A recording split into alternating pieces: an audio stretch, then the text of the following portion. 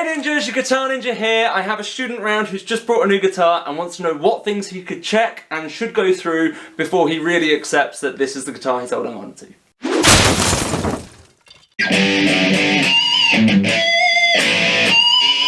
So he's managed to get hold of, well I say managed to get hold, he's bought a solar guitar that I'm not going to let him take back because it already feels awesome. But we're going to go through what checks that we should do, and I thought it'd be great to make this into a video, show you guys all of the bits and bobs that I would go through if I was checking a guitar. Now, first thing's really boring, put it out of tune, put it back into tune and make sure that the tuners are working. That's the first thing I'm going to do.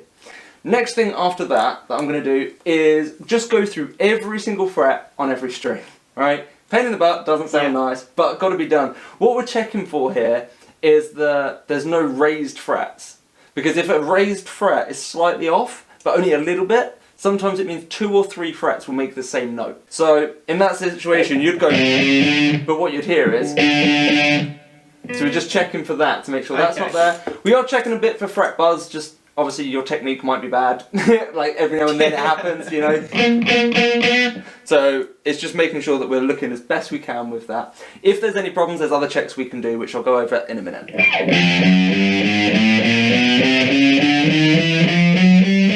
In fact, probably better to check this on a clean setting, because then you're not going to hide any fuzz with the distortion.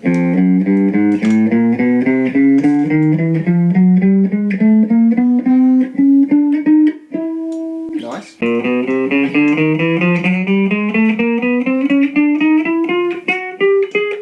There was one with a bit of buzz, but I knew that was my bad technique. Just trying to do it quick.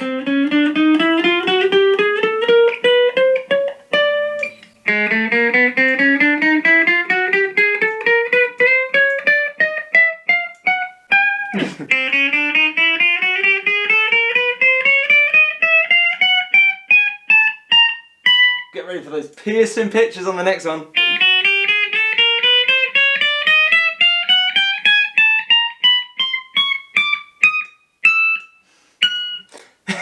Bend it just for the extra nasty. Again, if you wanted to get rid of that horrible sound, if you're testing it yourself, you can drop the tone and still do that same thing. You don't need the tone to be that bright. See, I can drop the tone, still have the volume up. It's a lot quieter now. Just drops out some of that. Again, come away from the bridge pickup, that can help. And it makes it a bit less painful. So it's passed the fret test. If there was something in there that you weren't sure about, another test is to make sure we've not got any neck bow or arch going on. So no whoop, whoop, whoop, whoop. So what we want to do with that is hold the guitar up, play the first fret. So we're not using the nut, we're using the fret wire, the first fret, to gauge our height, and then play the last fret, and double check that the strings aren't miles away from the neck or completely like they're not touching the other frets before you push down here either.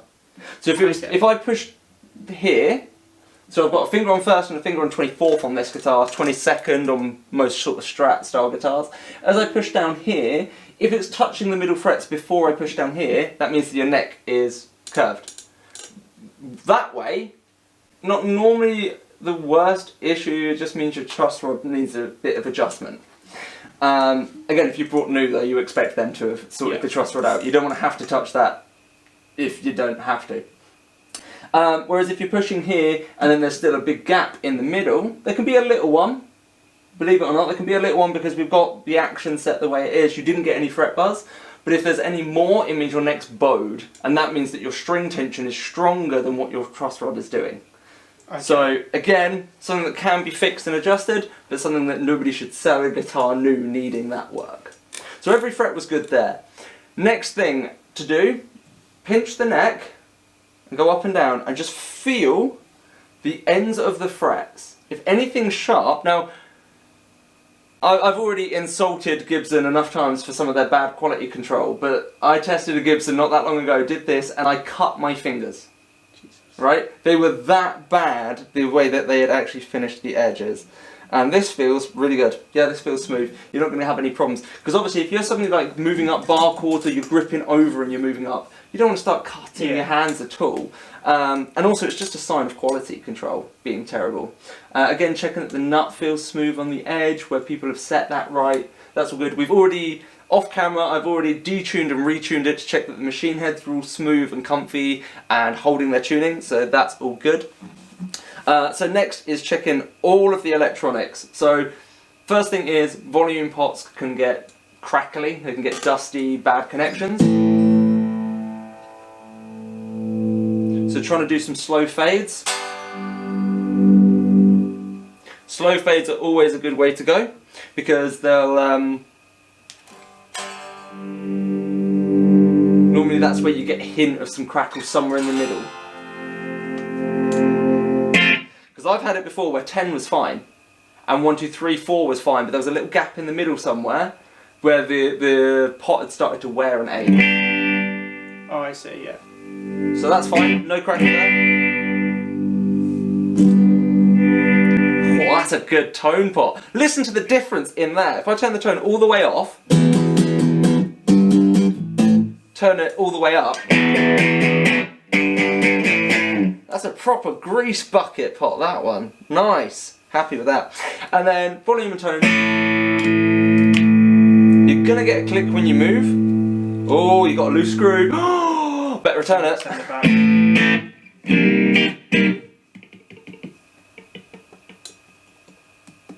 Good. So I was just doing a pickup tap there to make sure that it's picking up the sound, that the pickup switch is in the right order. I mean, once you've been playing a while, you'll be able to know that that sounds like a neck pickup and that sounds like a bridge. But in early stages, I don't know if you're at that point yet, where you can recognise. So putting it onto the bridge selection and like tapping with the plectrum sometimes helps. Sometimes tapping with the finger. Sometimes even pushing the string onto the pickup. Can you hear it going? Ding? So that's just a good way to know. If I then go over to the bridge, it's barely picking up that sound at all. Oh, sorry, to the neck, it's barely picking up. But then if I push down on this, you can then hear that it's that.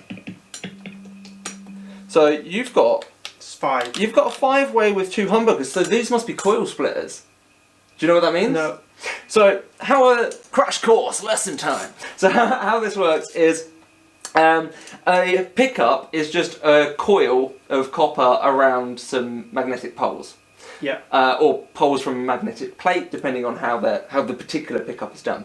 And what that does is it creates a magnetic field around the pickup. And when you play the string, that metal vibration is actually interrupting that magnetic field.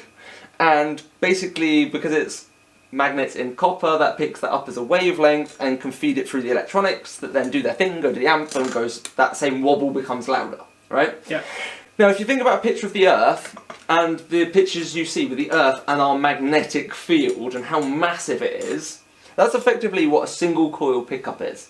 It's that big a radius, which is why some cheapy guitars with single coils will pick up random radio stations at times, or will give you loads of white, like 60 hertz hum, loads of it, like light bulbs and other things can really give you loads of background noise, or give you extended feedback.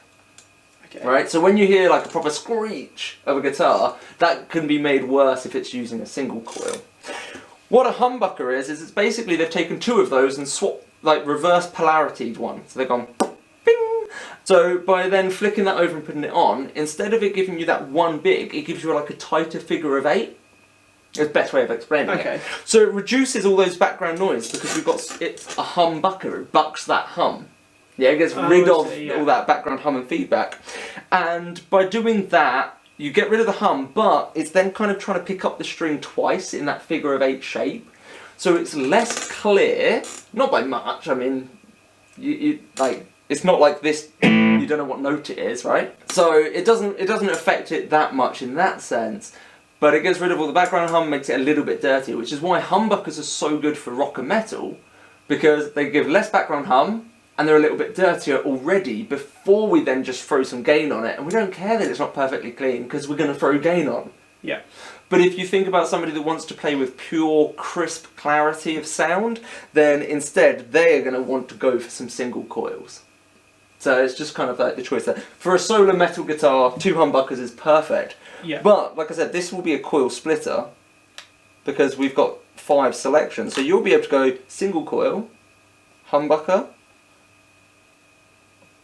single coil, humbucker, I don't know actually, because the humbucker and humbucker should be those furthest. Middle could be that, and then we'll have some single coil selections in there as well. Don't know. Interesting. 5-way pickup switch on a 2 pickup guitar. It's pretty rare. Okay. It's common on a 3, and a 2 pickup will normally have a 3 selector. So normally, most common, you'd have a bridge pickup there. You'd have that would be both, and that would be that one. Yeah. So the middle just depends on how they've wired up the coil splits, which I will have a look at.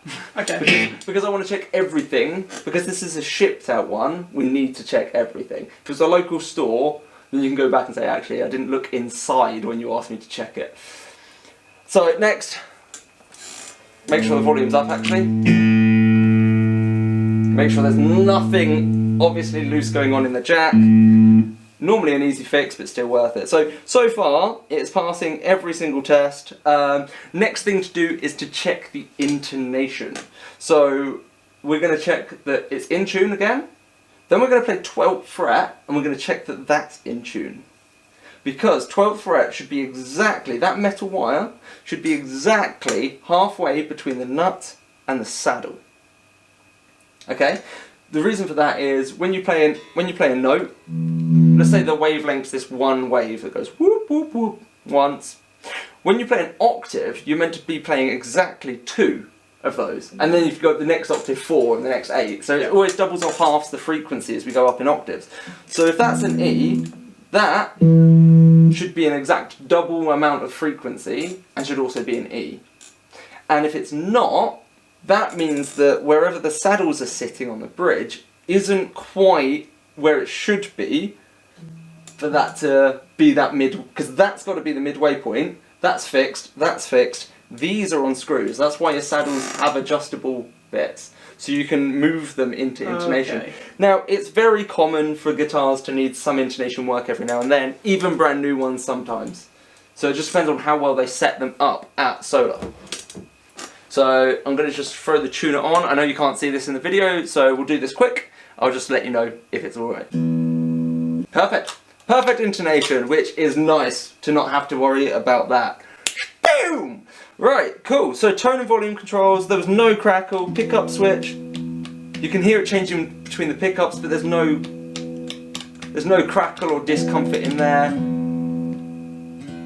There's no up or down loss of connection. That can happen with second-hand things. Like I say, you have got a loose screw there, which is just a crosshead, and you can tighten that. There's never a need to return it to anyone for that. So I'm going to take the back plate off and have a nose at some things in there. Now, obviously, if you're checking a guitar in a store, every check I've just shown you to do, you do in a store. You do all of those. Obviously, if you can't do the tuning one for the intonation because you haven't got that available at the store, that's fine. But you check every fret, you check the balance, you try and do everything that you can there. You make sure you can plug it in, check the slow turns of these and the wobbles, all of it. This bit is just going to be a little bit of an extra nose in to see what I can do now. So I think for the video I'm going to cut that here because you're not going to be able to do this bit in the shop. We're just going to have a nose inside and see how it's working. I hope this has been helpful for some of you. I didn't plan to make this video. Zach has just been absolutely awesome and said he's happy to sit here and listen to me rant at him and you guys whilst I go over reviewing this. So I'm going to leave you with a final bit of a shred. Obviously being Solar, we've got to make sure that we fit up to the Ola legacy of going metal.